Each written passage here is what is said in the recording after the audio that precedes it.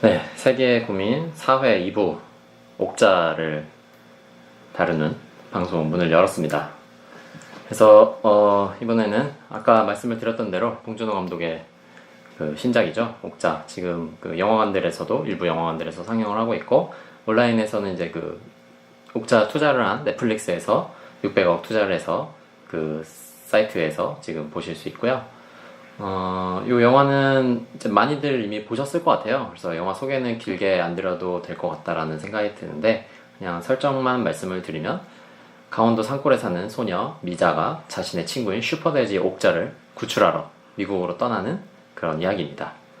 네, 그래서 이 영화를 어떻게 보셨는지 이야기를 좀 들으려고 그 페이스북에 사진과 함께 만들어가지고 이제 댓글을 좀 달아달라고 글을 올렸지만 정말 놀랍게도 아무도 댓글을 달지 않으셨어요. 그래서 아까 안창규 감독님이 그 댓글을 어디다 달지 몰라서 전화를 했다라고 하면서 이제 전화 통화는 해주셨지만 이분은 아직 옥자를 보지 못하셨다는 그런 슬픈 소식을 알려주시면서 네, 어쨌든 방송을 잘 듣고 있다 뭐 이런 얘기를 해주셨는데 감사합니다. 네, 그래서 아주 마음이 따뜻해졌지만 어쨌든 옥자에 대한 평은 저희가 따로 그 페이스북에 댓글로 받지는 못해서 슬프지만 그 대신에 포털 사이트에 있는 네티즌 평을 가져왔습니다. 그래서 그걸 가지고 얘기를 좀 해보고 또 뒤에는 평론가 기자 평도 그 한 줄 평을 남겨준 것들이 있어서요. 그거를 가지고 그 세계적인 영화 해설사 서은호님과 함께 이야기를 나누고 그 다음에 이제 서은호님의 해설을 좀 들으려고 하는데요. 자꾸 그렇게 허위 사실 유포해도 되는 건가요? 아, 그러면 뭐라고 할까요? 국내에서 제일 간다고 하면 또 안 좋아하시겠죠? 세계적인 영화 해설사라고 제가 생각하는 네. 서원님을 모시고 네. 네, 세계적인 영화 해설사가 되고 싶은 되고 싶진 않은가요? 뭔가 해적왕이 되겠다 이런 느낌이네요. 약간 네. 지금. 네, 그냥 저 혼자 계속 허위사실 유포하도록 하겠습니다. 신고하려면 하시고요. 네, 저는 동의 안 했다는 사실 미리 말씀드립니다. 네, 본인 입으로 한 말이 아니다라는 점을 알고 계시면 네. 되고요. 그래서 네티즌들이 옥자를 어떻게 얘기했는지 좀 가져왔는데요. 그 이리님께서 참고로 그 다음 사이트에 올라온 평들이고요. 이리님께서 봉준호 감독의 예전 영화들이 그립다라는 평을 해주셨는데 어떻게 생각하시나요? 그런 생각 하실 법, 충분히 그런 생각 하실 법 하기는 한 것 같아요. 네, 약간 제가 뭐 뒤에 질문으로 넣긴 했는데 시나리오가 좀 전작이 더 좀 촘촘하고 재밌지 않았나 이런 생각이 저도 좀 들었고 이 다음에는 유난히 네티즌들이 마더 얘기를 많이 하더라고요. 그래서 마더를 되게 재밌게 보신 분들이 많아서 좀 마더가 그립다 뭐 이런 또는 뭐 본 감독은 역시 영화를 한국에서 찍어야 되는 게 아니냐 뭐 이런 얘기를 하신 분들도 계셨고 또 바람처럼 님께서는 참고로 이게 그 재밌다고 본 분들은 좀 짧게 남기고 재미없다고 하신 분들이 좀 길게 쓰는 경향이 있어요. 그래서 좀 재미가 없다라는 평을 제가 가져왔다는 점을 네. 여러분들 참고하시고요. 네, 바람처럼 님께서는 봉준호 감독의 영화라 기대가 많아서 그런지 솔직히 실망스러웠다. 그래서 무슨 말을 하고 싶은지는 알겠지만 설정이나 이야기의 전개, 또 조연 배우들의 연기 모든 게 어색했고 부자연스러워서 영화에 집중이 안 되더라. 내가 영화 보는 눈이 낮아진 건지 이 영화가 완성도 이상의 포장이 되었는지 라고 써주셨습니다. 뭐라 좀 코멘트를 좀 해주세요. 좀 왔다 갔다 하자라는 취지로 제가 네. 가져온 거니까. 네. 한 개인의 영화 보는 눈이 낮아질 확률은 별로 없고요. 그런가요? 네, 그래서 보통 높아지죠? 대부분 높아지죠. 네. 네, 그 영화는 정말 보면 볼수록 그 자신이 영화에 대해서 생각하고자 하는 바를 더 효과적으로 말할 수 있게 되거든요. 네. 이 본 사람들이. 네. 그래서 영화 보는 눈이 낮아질 가능성은 별로 없고요. 영화 자체의 밀도가 좀 낮다라고 와도 무리가 없을 것 같아요. 네. 뭐 재밌게 보셨을 분들도 물론 있겠지만 네. 그래서 또 이 영화가 좀 본인이 그 영화 자체가 가지고 있는 만큼보다 좀 더 과대 포장됐다라고 볼 수도 있을 것 같아요. 네. 뭐 저는 거기까지 생각하고 싶진 않습니다만 네. 그렇게 보신다고 해도 무리가 없을 것 같다 네. 생각이 듭니다. 이게 아무래도 그 넷플릭스라는 거대한 업체가 대대적으로 마케팅 비용도 되고 있을 것이고 또 깐느 영화제 경쟁도 갔었고 그쵸. 그러니까 그리고 봉준호고 네. 이 삼위일체가 된 거죠. 네. 그러니까 마케팅, 깐느 또 그 봉준호 네. 3일체가 됐는데 그렇게 나온 결과물 치고 아주 좋지는 않았다라고 네. 보시는 것도 무리는 아닐 것 같아요. 네. 저도 괴물이나 뭐 살인의 추억이나 설국열차나 굉장히 재밌게 본 작품들인데 이번 옥자는 뭐 초반부에는 엄청 재미있었는데 중간쯤부터는 이제 영화 좀 끝날 때쯤 됐나 했더니 1시간 지나 있더라고요. 그러니까 2시간짜리 영화인데 그래서 약간 중간에는 조금 처지는 듯한 그런 느낌을 좀 받았고 이 얘기는 뒤에 사실 자세하게 네. 또 얘기를 할 거라서요. 네, 그렇고 그다음에 하늘빛 사랑님께서 이건 좀 재밌어서 가져왔는데 엄마랑 돼지고기 쌈 싸 먹으면서 옥자 보고 있는데 목 맥힘. 아, 집에서 보셨나봐요. 네, 넷플릭스로 네. 상영되니까 집에서 보신 것 같아요. 네, 그리고 확실히- 우리 아빠랑 옥자랑 닮았다.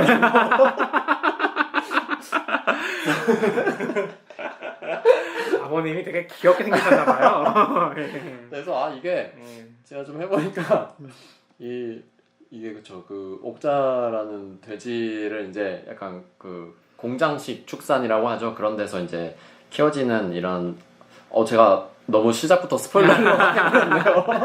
그런 얘기를 다루다 보니까 이 고기를 먹는 거를 좀 다시 생각해보는 영화인데. 설국열차에서 연양갱 네, 맞아요. 못 먹게 되는 거랑 좀 비슷한 느낌인 것 같은데 네, 영화에 대한 말씀 다 드릴 수는 없고 네. 그러니까 이거 보면 좀 돼지고기를 좀 먹는 걸 좀 생각해보게 되는 부분들이 있죠. 네. 그래서 그 쌈 싸서 드시면서 보시면 분명히 좀 목 막혔을 것 같긴 한데 그래도 고기는 질리긴 하죠. 네. 네. 네, 그래서 이거를 그 네티즌 평을 이렇게 3개만 가져왔는데요. 좀 하다 보니까 이걸 좀 많이 해도 재밌을 것 같네요. 그러니까 이게 평균적으로 네. 기대보다 아니다. 네. 지금 이게 약간 평균값인 것 같아요. 네, 물론 네. 재밌게 보신 분들의 얘기는 우리가 안 갖고 왔기 때문에 네. 이렇게 할 수 있지만 네, 이런 얘기들이 좀 많았어요. 그러니까 이 얘기는 뒤집어 말하면 재미없다는 얘기가 아니에요. 그렇죠. 기대만큼 아니라는 얘기지. 네. 그러니까 우리가 봉준호에게 기대하는 기대치가 굉장히 높기 때문에 네. 그만큼이 아니라는 얘기지 재미없다는 얘기는 절대 아닙니다. 네. 네. 그러니까 핵 예스잼일 줄 알았는데 네, 그냥 그냥- 예스잼 정도다. 그죠? 꿀잼 정도인 거죠. 노멀잼 정도. 노멀잼. 네. 네. 근데 사실 그 노멀잼도 되게 어려운 거긴 해요. 어렵죠. 근데 이제 봉준호이기 때문에 우리가 기대하는 게 있는 거죠. 네. 그러니까 우사인 볼트가 뛸 때 1등 할 걸 기대하고 보는 게 아니잖아요. 음. 얼마나 빨리 들어오는가를 보는 거지. 그러니까 봉준호 영화니까 재미없을 거란 기대는 애초에 없고 네. 재미있는데 얼마나 재밌을 거냐. 네. 그게 문제인데 생각했던 것만큼은 아니다. 네. 전작만큼이 아니었다. 네. 이 정도인 것 같아요. 네. 그래서 전작이 너무나 핵꿀잼이었기에 저평가를 받고 있는 옥자. 또 이 세계적인 전문가 선생님들의 평도 또 가져왔는데요. 네. 이 평론가와 기자들의 평입니다. 그래서 박은영님께서는 지구는 못 구해도 가족은 지키고야만은 봉준호의 뚝심. 이게 전작들도 그런 얘기들이 그쵸. 많잖아요. 네. 옥자의 정수는 귀엽기 짝이 없는 옥자 자체로 코미디를 다큐로 받아 논리와 개연성을 따진다면 낭패다. 라고 이렇게 얘기를 하셨어요. 근데 개인적으로 그 동의는 잘 안 되네요. 이렇게 얘기하면. 그러니까 이게 네. 우리가 겨울왕국 같은 거 보면서 네. 그냥 엘사가 귀엽다. 네. 이걸 논리 따지면 말이 안 된다. 이렇게 얘기하면 이해가 돼요. 애초에 논리가 아닌 영화니까 정말 그 뭐 디즈니 애니메이션이나 이런 걸 보면서 캐릭터 자체의 귀여움이 그냥 모든 걸 압도하는 작품이면 네. 그렇게 얘기할 수 있는데 이 영화는 사실은 그렇죠. 봉준호가 그렇게 염두에 두고 찍은 영화는 아닐 것 같거든요. 그쵸. 그러니까 귀여운 옥자가 다 하는 영화는 아닌 것 같거든요. 네. 그렇게 보는 건 좀 동의가 좀 어렵지 않나? 네. 라는 지점이 네. 좀 있네요. 네. 근데 저도 스토리를 풀어가면서 그러니까 이게 말이 되나? 이렇게 느낀 지점들이 좀 있었거든요. 그래서 뭐 그거는 뭐 각자 느끼는 차이니까 네. 저도 사실 이 평은 그렇게 네.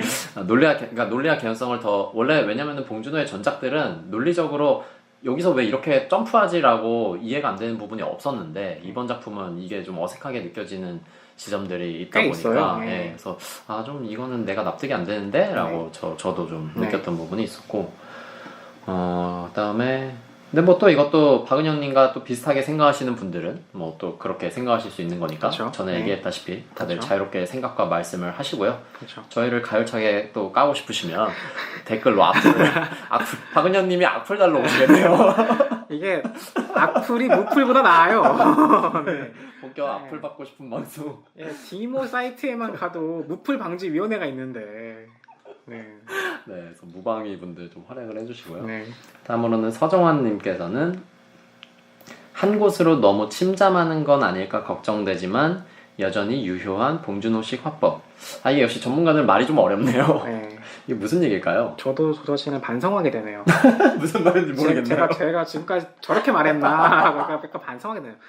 그 한 곳이 무슨 곳인지 말을 해줘야죠. 이게 한 줄평이라서. 네. 아, 그러게요. 그러게요. 이게 이 작품만 두고 얘기를 하는 그러니까 건지. 약간 뭐 제국주의라던가 뭐 아. 무분별한 그러니까 자연에 대한 무분별한 네네. 파괴라던가 뭐 제국주의라던가 뭐 인간의 이기심이라던가 네. 뭐 그런 나쁜 부분들 있잖아요. 네, 그런 거일 것 같은데. 그러니까 이런 부분들에만 자꾸 너무 아, 좀 몰두하는 거 아니냐? 초점을 맞추고 있는 거 아니냐. 하지만 여전히 그런 부분들을 건드리는 봉준호의 이야기가 매력이 있다. 뭐 이 정도 아니었을까 싶네요. 아, 역시 세계적인 해설사시네요. 이거를 해석하니까 참 네. 유시민이 된 기분이네요.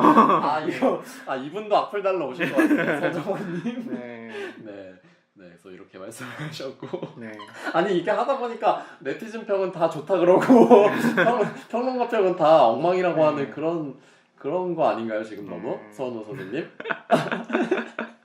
자, 어쨌든. 다음으로는 임수연님.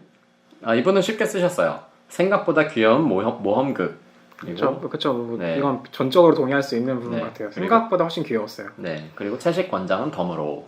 그렇죠. 네, 이 뒷부분에 아무래도 그 동물을 키우고 먹는 것에 대해서 생각하게 되는 그런 부분이 되게 적극적으로 나와서 이런 평을 써주신 것 같고, 이게 좀 저희가 좀 새로운 방식을 도입해본 건데 괜찮네요, 제 생각에. 근데 이거 괜찮으시겠어요? 그 평론가 생활. 이 선배 평론가들 아닙니까? 일단 제가 평론가가 아니기 때문에 저 선배가 없어요. 평론가가 아닙니까? 전 아니죠. 아, 네. 그렇습니까? 네. 아, 그렇군요. 해설사랑 평론가랑 뭐가 다른가요? 평론가는 정식으로 평론 네. 공모에 데뷔를 하셨거나 네. 아니면 평론을 쓰는 지면 매체에 소속이 되시거나 그래 되는 것이고 저는 약간 다르군요. 약간 다른 게 맞죠. 그리고 저는 지금 본명을 안 쓰고 있기 때문에 별로 네. 신체 위협에 두려움이 없다. 근데 우리가 이 방송을 그분들이 듣겠어요? 네. 아, 그렇죠. 지금은 듣지 않으시겠죠. 예. 그럼 나중에 유명해지면 네티즌 평만 하는 걸로. 네. 네, 하여튼 그래서 네. 참고로 이게 아까 말씀드렸다시피 평론가와 기자 뭐 이게 경계가 어디에 있는지 사실 뭐 잘 모르긴 하겠지만 어쨌든 이분들도 네티즌들 이야기를 다뤄봤고요. 다음에는 이제 네, 그래서 여러분들도 계속 반복해서 말씀드리고는 있지만 옥자나 또는 뭐 다른 영화들 재밌는 거 보신 게 있거나 뭐 이런 게 있으면 댓글로도 저희한테도 많은 얘기를 남겨주시면 여러분들 얘기를 가지고 이야기하면 더 재밌을 것 같아요. 그래서 많이 이야기들 좀 남겨주시고요. 뭐 저희가 다룬 영화가 아니래도 뭐 네. 최근에 어떤 영화를 봤는데 참 재밌었다라는 게 있으시면 달아주시면 저희가 그걸 본 영화라면 말씀을 드리고 안 본 영화라면 보고라도 네. 다시 얘기해본 시간이 만들 수 있을 것 같으니까요. 네. 그냥 일기장처럼 쓰셔도 좋을 것 같아요. 페이지에 들어가셔서 나 이거 봤는데 노잼, 네. 이거 기대 없이 봤는데 꿀잼, 이 정도만 말씀해 주셔도 저희는 그걸 참고해서 또 준비할 수 있으니까 많이 부탁드리겠습니다. 네. 계속 하다 보면 뭐 한 분은 다시겠죠. 오늘 전화도 왔으니까. 그렇죠. 네. 그래서 이제는 본격적으로 선우님과 얘기를 좀 더 나눠볼 건데요. 이제 제가 영화를 보고서 궁금한 점들을 몇 개를 이 은호님께 질문을 드렸어요. 그래서 첫 번째 질문은 아까 얘기했던 대로 기대를 많이 하고 이 옥자 작품을 봐서 그런지 이전 작품들인 설국열차나 괴물, 저는 이제 이 영화들을 좀 재밌게 본 편이라 이것들에 비해서는 긴장감이 좀 떨어지는 작품인 것 같다라는 느낌이 들더라고요. 그래서 처음에 시작됐을 때는 되게 흥미롭게 봤어요. 이게 그래픽도 아무래도 투자를 많이 받으셔서 그런지 아주 아낌없이 옥자가 등장을 하고 처음부터 이제 이 미자가 강원도 산골에서 옥자랑 막 잘 지내다가 어디 낭떠러지에 떨어질 뻔하고 이런 장면도 되게 긴장감 있게 나오고 또 옥자가 뭐 잡혀갔다가 구출되려고 하면서 막 이 서울 시내를 휘젓고 다니는 장면도 아주 초반부터 옥자도 대대적으로 나오고 이 굉장히 흡입력 있게 나가기 때문에 지루할 틈 없이 그냥 계속 달려가는 영화구나 라고 생각을 했는데 초반 지나고 나서 또 뒷부분 다가가면서는 이거 채식을 권장하는 다큐멘터리였나 라는 생각이 들 정도로 좀 진지하고 무겁고 좀 중간에는 좀 지루하기도 하고 이런 생각이 들었는데요. 긴장감이 왜 떨어지신 것 같아요? 보시기에? 이게 그러니까 미국 건너가면서부터 좀 그런데요. 글쎄요, 저도 뭐 깊이 생각을 해본 건 네. 아니라서 근데 어쨌든 좀 계속 그 중간에 그 살인의 추억이나 뭐 설국열차나 이런 거 보면은 중간에 계속 이 주인공이 어떤 위험에 처하거나 이래서 되게 그 긴장감을 쪼여주는 장치들이 지루할 새 없이 중간중간 이 설치가 돼 있는 것 같은데 이 작품은 그렇다라기보다는 그냥 시작하고 그 끝에 어떤 목적이 있고 이걸 향해서 가는 여정에서 그 사이는 좀 그런 고민은 많이 없는 듯한 그런 느낌이었거든요. 그러니까 봉준호의 매력 중에서 아마 가장 주요한 부분이라면 네. 장르의 규칙, 네. 관객의 선입관 이런 거를 비트는 데서 재미를 주는 감독이에요. 네. 문제는 비튼 다음이지. 그러니까 비트는 건 재밌어요. 비트는 건 재밌는데 그럼 이제 우리가 알고 있는 길이 있잖아요. 보편적으로 영화들이 가는 길. 네. 근데 봉준호는 그걸 틀었단 말이에요. 그럼 이제 목적지가 달라지잖아요. 네. 그 목적지가 감독이 원하는 목적지로 가냐, 산으로 가냐, 이거에 따라서 이제 영화의 완성도, 재미, 긴장감이 달려 있겠죠. 근데 초반에 옥자도 초반 1시간 동안은 규칙을 깨트리는데 몰두하는 것처럼 보였어요. 제가 보기에는. 그러니까 옥자가 처음에 이제 이렇게 옥자가 뭐 이건 티저에서도 많이 나온 얘기라서 스포일러라고 할 것도 없는데 옥자가 만들어진 돼지죠. 네. 유전자 조합으로. 네. 그래서 그걸 키운 게 이제 미잔의 그 미자 할아버지인 건데 네. 초반부에 이제 옥자를 만들어낸 회사 미란도라는 회사가 옥자를 데려가려고 하는 장면이 나와요. 그럼 보는 사람들은 당연히 이 회사가 옥자를 강제로 끌고 가려고 하고 미자가 이걸 반대하고 할아버지가 막 말리다가 막 애동갱이 쳐지고 막 이런 걸 생각하기 마련이잖아요. 네. 자연스럽게 할아버지가 미자를 데리고 산기슭에 올라가는 거로 처리가 돼요. 그러니까 미자가 할아버지랑 대화를 마치고 내려와 보니까 이미 옥자가 없어. 네. 미자가 서울에 올라가는 과정도 이런 식이에요. 이제 옥자가 없어진 걸 알고 찾으러 가는데 미자가 살던 곳이 진짜 시골 중에서도 상시골, 산 꼭대기 중에도 꼭대기처럼 보이거든요.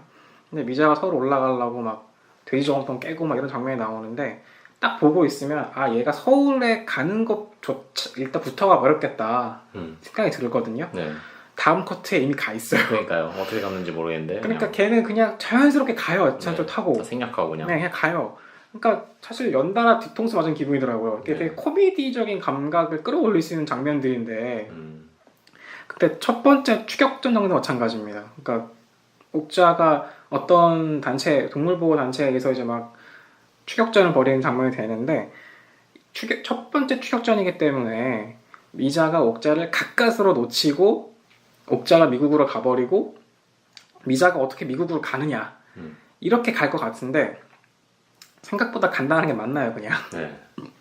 그리고 미란도가 미자를 이용할 거다 그냥 이런 계획이 있다는 식으로 눈치고 미자는 그냥 미국으로 가요. 그러니까 얘기가 계속 우리가 기대하는 방식으로 얘기가 꼬여가지를 않아요. 근데 뭐 이런 잔가지들이야 뭐 위반해도 큰 상관은 없는데 그럼 이제 미국으로 건너가서가 중요하잖아요. 여기서부터 영화가 확실히 재미없어요. 저는 그렇게 봤어요. 네. 그 이유가 옥자랑 미자는 만나는 게 정해져 있어요. 그러니까 미자가 자의적으로 만나는 게 아니라 그러네. 노력을 통해서 만나는 게 아니고 이미 만나는 거예요. 만나는 거고 이미 그 둘이 만난 다음에 할 일은 산꼭대기 집으로 가는 것 뿐이에요. 그렇죠. 그러니까 이미 다 정해져 있어요. 그러니까 이제 여기서 뭘 어떻게 가느냐가 중요하다고 이야기하지만 뭘 어떻게 해도 거기서 거기에요. 사실 이렇게 돼버리면.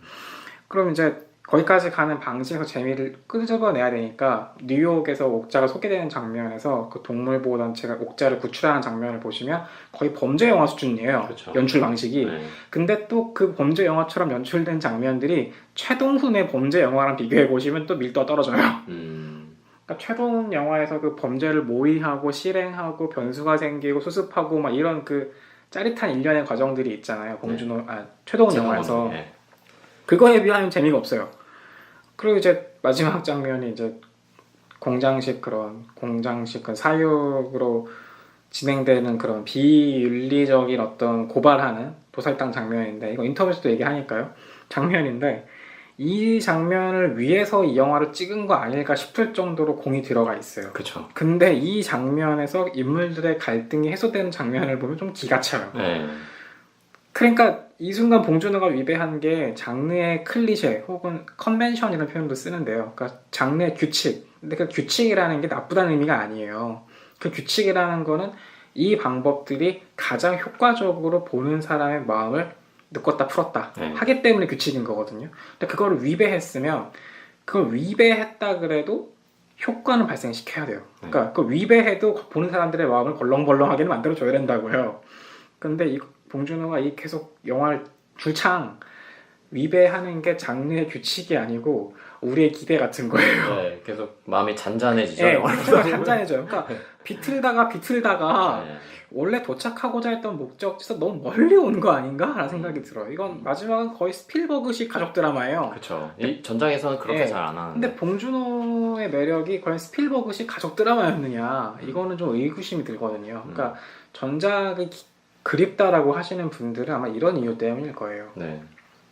이게 제가 학교 다닐 때 이제 교수님이 그 영화 감독을 하신 교수님이 얘기하신 게 영화는 결말만 잘 만들면 사람들이 결말 뒷부분이 재밌으면 재밌다라고 느끼면서 영화관을 떠나기 때문에 결말이 되게 중요하다라고 얘기를 하셨는데 그 전에 저희가 어떤 영화였죠? 그 결말이 너무 찝찝한 겟아웃이었나요? 겟아웃. 네, 겟아웃이 그랬잖아요. 그 결말까지 너무 찝찝하게 만들면은 관객들이 좀 그러니까 그쵸, 네. 결말을 좀 그래도 해피엔딩으로 산뜻하게. 네, 산뜻하게 만들었던 작품이었는데 이거는 그 옥자 얘기를 하다가 갑자기 겟아웃 스포일러를 엄청나게 네, 어쨌든 그래서 그런 부분이 이제 생각을 하게 되는데 옥자 그 봉준호 감독의 전작들은 생각해보면 가령 괴물 같은 거 보면은 이제 마지막에 이게 헐리우드 영화였으면은 혹은 이게 한국 투자자라고 하더라도 그 딸을 구하러 가는 얘기잖아요. 괴물은 딸을 구하러 현서를 구하러 가족들이 열심히 싸우다가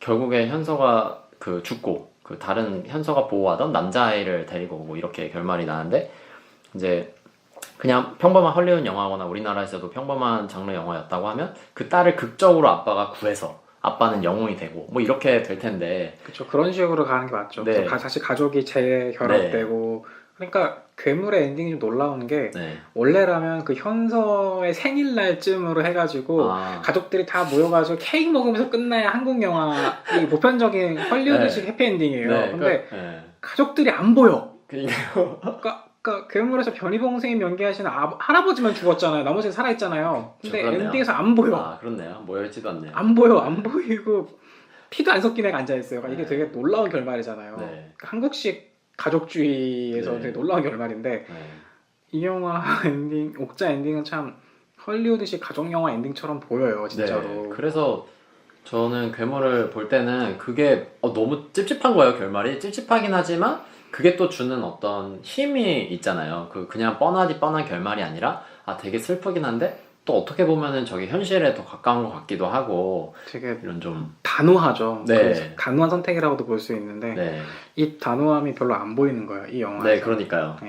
그래서 이게 넷플릭스가 되게 자유롭게 하라고 했다고는 하는데 정말로 뭔가 입김이 없었던 건가 이런 생각도 저는 좀 혼자 들었고 저 인터뷰에서 그런 부분들을 좀 유추해 볼 수 있을까 찾아봤는데 넷플릭스는 최대한 자율권을 보장했다고는 해요. 그러니까 이건 어떻게 보자면 봉준호 감독이 꼭 인물이 죽어야만 하는 게 아니다 라고 생각이 어떤 바뀌는 과도기적 작품이라고 볼 수도 있을 것 같아요. 그러니까 이 영화에서 주요 등장인물 중에 죽는 사람이 없어요. 근데 되게 드문 경우거든요. 그렇네요. 네, 그러니까 이거는 누군가 죽지 않고 끝나는 꽤 드문 이야기예요. 그렇다면 봉준호가 점점 자기가 세상을 보아왔던 관점이 바뀌고 있는 거 아닌가 라는 생각을 해볼 수도 있을 것 같아요. 그러니까 그런 과도기적 작품이라서 좀 어딘가 좀 밋밋한 느낌이 있을 수도 있는 거죠. 근데 이런 거장들이 다음 어떤 단계로 점프하기 전에 만들어낸 그런 중간 단계 영화들이 좀 밋밋한 경우가 꽤 있어요. 그래서 박찬욱 감독의 사이보그지만 괜찮아 라든지 되게 좀 영화가 좀 밋밋하잖아요. 네, 정말 힘들게 봤던 기억이 나는데요. 근데 그 영화 다음 영화가 박쥐예요. 확 뛰어 올라가 버리거든요. 그러니까 그런 식으로 유승환 감독의 뭐죠? 다찌마리 이런 영화 이후에 무단거래거든요. 그러니까 한 스텝 넘어가기 위한 어떤 중간 단계 영화일 수도 있을 것 같아요. 최동훈의 전우치라든가 그런 영화들이 가끔씩 있어요. 그러니까 봉준호에게는 이 옥자가 그런 작품일 수도 있지 않을까. 근데 그런 작품 치고는 너무 사이즈가 큰 영화였던 거죠. 그렇게 중간 단계로 거쳐간 영화 치고는. 봉준호는 여전히 다음 영화를 좀 봐야 할 것 같기는 해요. 근데 네. 어쨌건 봉준호에게 뭔가 변화가 생겼다. 음. 요거는 좀 유추해 볼 수 있을 것 같아요. 네. 그래서 저는 이 작품도 막 옥자 막 죽고 막 되게 슬프게 막 이렇게 끝나는 건가? 혹은 물론 이제 옥자는 구출했지만 다른 너무 많은 돼지들이 그 공장에 계속 갇혀 있기 때문에 그게 또 어떻게 보면은 또 슬픈 엔딩이라고 그쵸. 볼 수도 있겠는데 네. 어쨌든 지난 작품에 비해서는 그 주인공이 구출하려고 하는 대상이 살아서 돌아오는 행복하게 결말을 맞이하는 그런 결말이었고 그 갑자기 생각이 난 건데 아까 그 네티즌 평을 제가 찾아보다가 어떤 분이 또 그 봉테일의 그 디테일한 장면을 찾으셨는지 그 마지막 장면에서는 그 상에 야채만 수북하게 있다라고 그 얘기를 하시더라고요. 저는 네, 사실 맞아요. 네. 그렇게 발견을 하진 못했는데 네. 그래서 그랬구나 갑자기 생각이 나서 이 할아버지랑 딸이 먹는 식탁 장면 3번 나오거든요. 네. 초반부에 매운탕 먹고 싶다. 네네 생선 먹고. 네, 생선 두 번째는 할아버지가 닭백숙했다. 네, 너 좋아하는 어조와 닭백숙. 닭백숙했다. 근데 약간 이제 생명체를 먹는 거잖아요. 네. 지금 매운탕이나 닭백숙이나 다. 근데 네. 세 번째 식사에서는 생명체가 안 나오는 거죠. 네. 네. 그래서 야채가 한상 가득한 그런 그렇죠. 그렇게 영화를 꼼꼼하게 보시는 분들이 계시더라고요.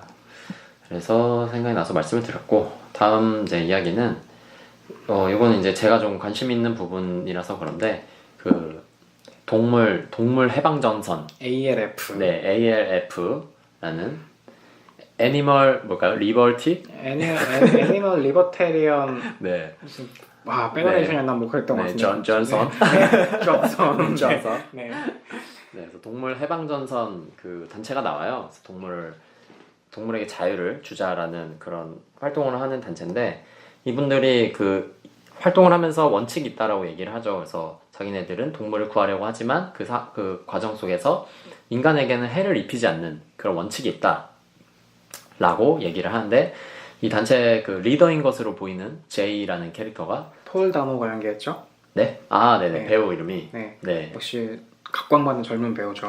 그렇군요. 네. 그래서 그 제이가 동료인 K한테 이 K가 이제 그 통역을 하는 캐릭터인데 한국계 같아요. 한국계 네. 미국인 정도인 네, 것 한국계 같아요. 미국인으로 이제 미자의 말을 해석을 해줘야 되는데 이거를 자신들의 작전을 그 수행하기 위해서 미자가 이 미션을 수락한 것처럼 약간 혼선을 주죠. 약간. 네네 네. 그래서 통역을 일부러 자기가 거짓말로 네. 하게 되는 장면인데 이거를 나중에 이제 제이가 알게 되면서 왜 통역을 그렇게 거짓말로 했냐라고 이제 화를 내면서 그걸 화를 너무 내다가 이제 이 K를 엄청나게 이제 그 속된 말로 뚜까 팹니다.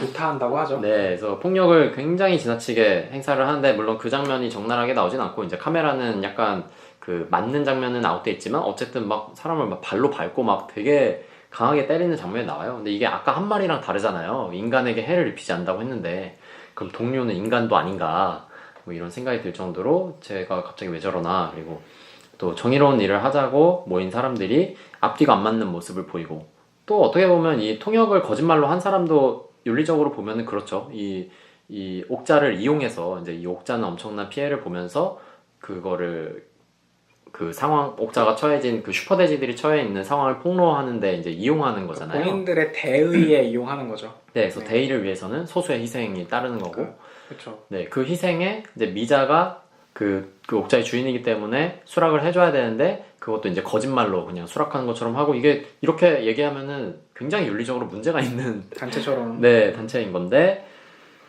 이런 모순적인 것들, 그러니까 오히려 근데 이게 봉준호 감독의 그 예전 작품들에서도 보면은 그 이제 플란다스에게도 하기 전에 그 지리멜렬이라는 단편을 보면은 거기도 뭔가 그 교수 막 이런 겉으로는 되게 교양 있는 척하지만 뒤에서는 이제 그 포르노 잡지 숨기려고 되게 그 전전긍긍하는 이런 것처럼 앞과 뒤가 안 맞고 겉과 속이 다른 이런 것들을 좀 늘 잡으려고 하는 것 같아요.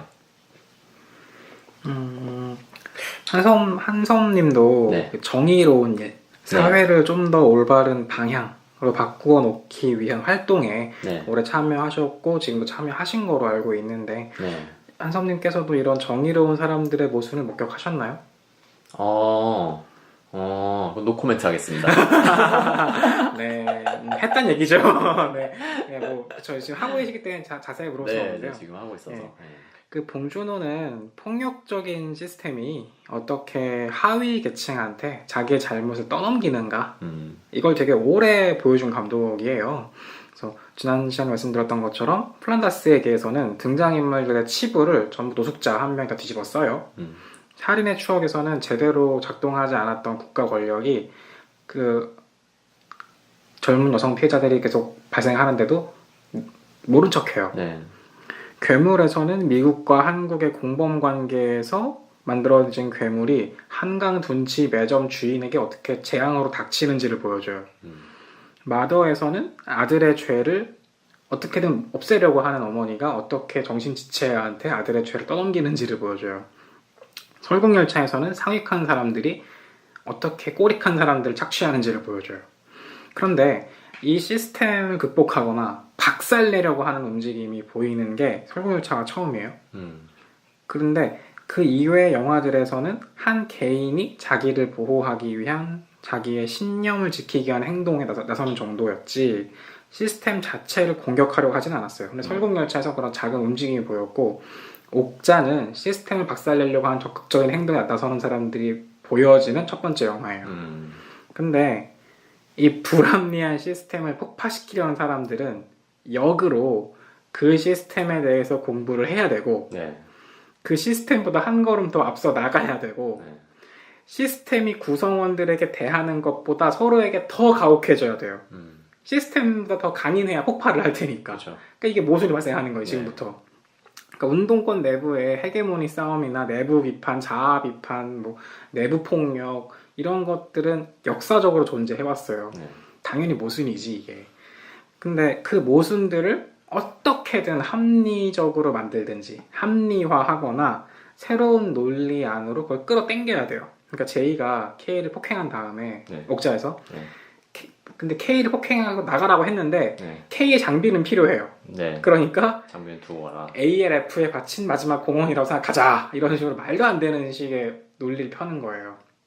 그러니까 모순이지. 그러니까 봉준호는 어떤 집단이 대의를 가지고 뭉쳤건 뭘 가지고 뭉쳤건 간에 결국 밖으로 하는 이야기랑 속마음이 다를 수밖에 없다. 선악설에 가까운 것 같아요. 제 생각에는 이 등장하는 인물들이. 근데 봉준호가 어느 한쪽의 편을 들거나 할 생각은 별로 없는 것 같아요. 그러니까 물론 아무 잘못 없이 피해를 입어야 하는 피해자 편 이건 맞죠. 근데 그 피해자에게 피해를 발생시키는 게 언제나 국가 권력, 언제나 시스템은 아니라고는 이야기 같기도 해요. 네. 그러니까 일종의 양비론이라고 할 수도 있을 것 같아요. 사실은 괴물 보면 운동권이나 시민단체에 대한 비아냥이 보이잖아요. 네, 솔직히. 그렇죠. 이 영화 옥자에서도 ALF에 대한 일종의 냉소는 보여요. 네. 일종의 양비론이라고 할 수 있겠죠. 근데 진보적인 사상을 가진 지식 엘리트이면서 사회 참여에 두려움을 가지지 않는 사람들이 이런 포지션을 많이 취해요. 그래서 세상을 나쁘게 만드는 건 아예 나쁜 놈들의 지분이 매우 높지만 올바른 일을 한답시고 사실은 위선이나 모순으로 점철된 사람들의 지분도 없는 건 아니야 라고 냉소하는 것처럼 보이거든요. 네. 그러니까 봉준호가 이 세상을 냉소하는 방식인 것 같아요. 누구 한 명의 압도적인 죄라기보다는 그 나쁜 놈과 그 나쁜 놈을 비판한답시고 사실은 지들끼리 더 나쁜 짓을 하고 있는 사람들, 그런 이 두 쪽 계층에 대한 양비론적인 냉소, 그러니까 둘 다 까기, 모두 까기가 있는 거 좀 같거든요. 근데 냉소 그 자체가 세상을 바꾸지는 못하죠. 네.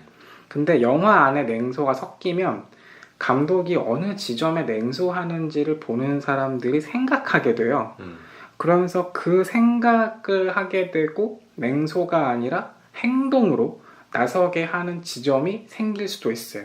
그러니까 봉준호는 냉소하는 방식으로 이 영화를 찍었겠지만 보는 우리는 그걸 보면서 아, 이렇게 비윤리적인 방식으로 도축되고 있는 어떤 도축 시스템이나 네.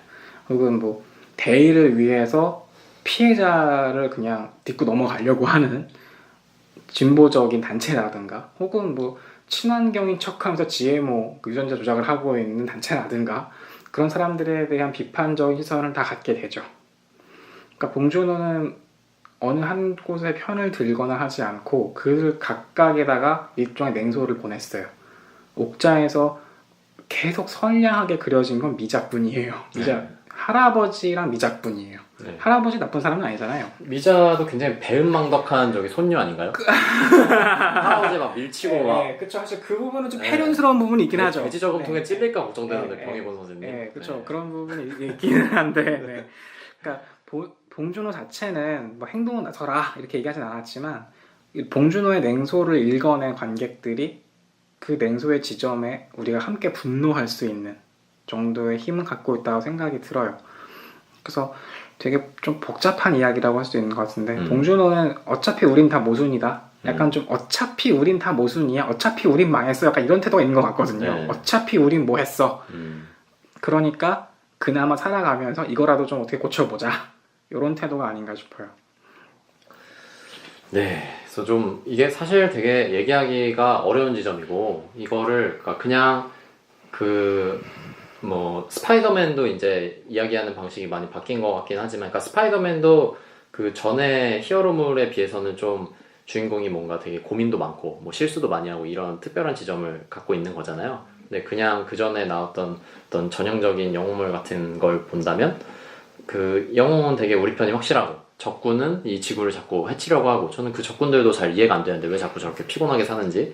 여튼 그 선과 악이 되게 분명해서 그 저 악을 물리치면 우리는 무조건 착하고 정의롭고 이렇게 하면 되게 심플한데, 그게 아니라 이제 이 옥자는 보면은 이 ALF였나요? 네, 동물 해방전선. 네, 동물 해방전선 ALF도 뭐 거짓말도 하고 자기 동료를 때리기도 하고 뭐 저 기업도 뭔가 잘못하고 있고 또 미자도 할아버지 막 밀치고 뭐 이건 약간 농담이지만 오히려 네.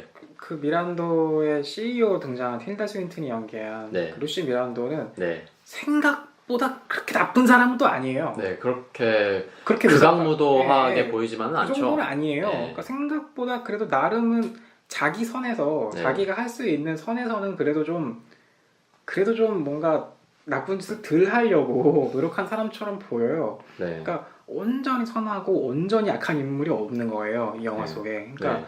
그러니까 사실은 이런 부분이 불편한 거죠. 사실 이 불편하게 보일 수 있는 거죠. 네. 이런 네. 부분들이. 네. 그러니까 그 미란도를 그냥 완전히 악의 무리로 만들고 동물 해방전선을 정말 선의 무리로 만들면 심플해지는데 봉준호는 그런 이분법에 관심이 없는 것 같아요. 네.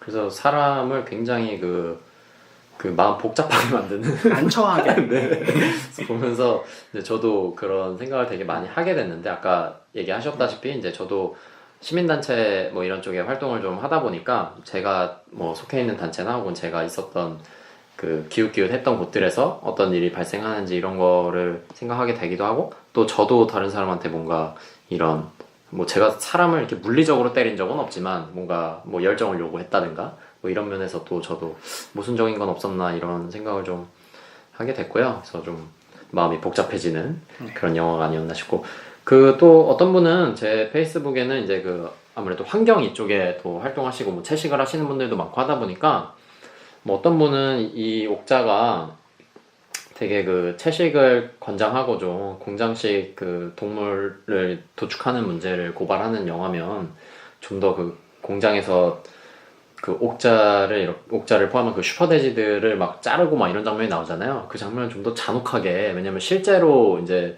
그런 공장에서는 더 잔혹한 일들이 발생하고 있으니까 그런 걸 더 잔혹하게 막 보여줬어야 했던 거 아니냐 이런 주장을 하시는 분도 계셨고, 그걸 가지고 또 그 얘기를 비판하는 분도 계셨고요. 이게 그러기 위해서 만들어진 영화는 아닌 것 같다. 뭐 이런 이야기들이 좀 오고 가고 했는데요. 그 허영만 선생이 네. 식객이라는 만화를 네. 그리실 때 네. 소고기 편 그리실 때 네. 그 소를 도축하는 과정을 가서 보셨대요. 근데 그 내부에서 사진 촬영을 거부했대요. 그러니까 참관은 시켜드리는데 네. 사진은 찍게 할 수가 없다 이렇게 했대요. 그래서 네. 가서 보셨는데 지옥을 보는 기분이셨다고 하시더라고요. 그래서 그 이후로 한동안 그 소를 네. 이런 말씀하셨는데, 그러니까 봉준호 감독이 이런 걸 고발하는 영화를 만드는 건 아니니까. 네. 근데 이제 수위에 대한 조절을 좀 고민하시긴 하셨겠죠. 네, 뭐 상업 영화다 보니까. 상업 영화고 네. 또 이게 등급이 18세가 아니잖아요. 네네. 네. 여러 가지 고려가 있으셨을 텐데 저는 이 정도만 해도 근데 충분히 네. 어떤 공장식 사육 도축의 폐해, 네, 위험, 네, 뭐 비인간적, 비윤리성 이런 거에 대해서는 충분히 고발됐다고 저는 생각합니다. 네. 아무래도 뭐 환경 운동을 하시는 분들은 이제 저도 예전에 뭐 그 공장에서 동물을 키우고 뭐 그런 모습을 다큐멘터리로 본 적은 있는데 이제 그런 역할을 하는 다큐멘터리가 있겠죠. 그렇지만 이제 이 작품은 말씀하신 대로 그것만을 위해서 만들어진 작품은 아니니까 그런 부분에 생각을 할 수는 있겠지만 그것을 고발하기 위해서만 만들어진 작품은 아니다 보니까 좀 그런 이야기는 이 작품에 어울리는 얘기는 아닌 것 같다라는 생각이 드는 근데 그런데 역으로 생각하면 네. 그런 걸 고발하는 영화가 아닌 것 치고는 꽤 디테일했어요. 그러니까 저는 그렇게 생각해요. 그러니까 애초에 이 작품이 그걸 고발하는 다큐멘터리였다 그러면 약하지만 네. 애초에 상업 영화고 네. 주요한 주제 중에 하나다라고 관점에서 보면 그것 치고는 꽤 디테일했어요. 네. 네, 저는 약간 그렇다고 생각합니다. 네. 그러니까 저는 뭐 그를 물론 이제 끔찍한 장면이 있겠지만 그걸 끔찍하게 막 얼마나 보여주느냐 보다는 오히려 그 옥자를 이렇게 데리고 나갈 때 그때 막 이렇게 슬로우로 잡히고 이러잖아요. 그래서 뒤에 다른 돼지들 보이면서 이제 아기 돼지가 이렇게 나오고 뭐 엄마 돼지가 아기 돼지라도 이제 구출시키려 하고 이런 장면이 오히려 또 사람들의 어떤 뭐 육식이나 이런 거에 대해서 생각을 하게 되는 그런 장면이 아니었나.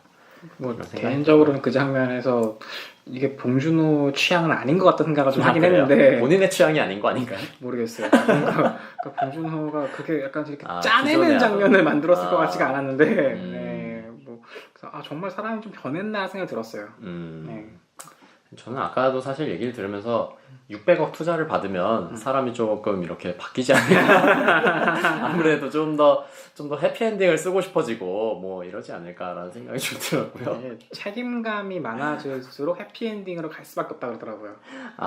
그렇군요. 네. 그러니까 딸린 사람들이 많아지면 많아질수록 해피엔딩으로 갈 수밖에 없다고 하긴 하더라고요. 그렇군요. 네, 그래서 오늘은 옥자에 대해서 얘기를 나눠봤고 오늘도 요 옥자 또 한 줄 평으로 어떻게 이야기할 수 있을까요? 옥자는 트와이스의 시그널 같은 영화 같아요. 뭔 개소리죠? 그러니까 트와이스의 시그널 다들 들어보셨을 텐데 못 들어보신 분도 계시겠지만 못 들어보셨으면 유튜브로 찾아보시고요. 이게 시그널이 트와이스 노래가 맞아요. 그 노래하는 거 듣고 있으면 트와이스 노래가 맞고 트와이스 노래에 기대하는 부분들이 다 들어있어요. 그 트와이스가 공연하는 거 보면 좋아요. 근데 전의 노래보다는 안 좋아요. 그래서 옥자를 보시면 옥자도 봉준호 영화예요. 봉준호 영화임을 빼도 박도 못하는 봉준호 영화임을 증명하는 장면도 꽤 있어요. 그리고 봉준호 영화에서 기대하는 지점도 꽤 들어있어요. 재미도 있어요. 근데 전작보다는 안 좋아요. 그래서 저는 개인적으로 이 영화 트와이스의 시그널 같은 영화다 라고 생각합니다. 네, 알겠습니다. 오늘도 수고가 많으셨고요. 그러면 오늘 끝곡으로는 트와이스의 시그널 이거를 참 틀어드리면 딱 좋은데 저작권 문제로 인해서 오늘도 뭔가 그 유튜브에 저작권 프리로 풀려있는 그런 음악을 찾아서 들려드리겠고요. 트와이스의 시그널은 각자 찾아서 들어보세요. 유튜브에서 검색해보시면 되고요. 네, 그래서 옥자 이야기를 오늘은 이거를 사실 짧게 하려고 질문을 2개를 했는데 또 주거니 받거니 막 뭐 다른 것도 하고 하다 보니까 결국 40분 전 방송보다 기네요. 오히려 전체 그 러닝 타임이. 그런가요? 네, 그래서 다음에는 좀 더 짧게 해서 이야기를 해보면 좋겠고 오늘도 긴 시간 들어주셔서 감사하고요. 선우님도 고생하셨습니다. 네, 감사합니다. 네, 그럼 다음에 뵙겠습니다. 감사합니다. 감사합니다.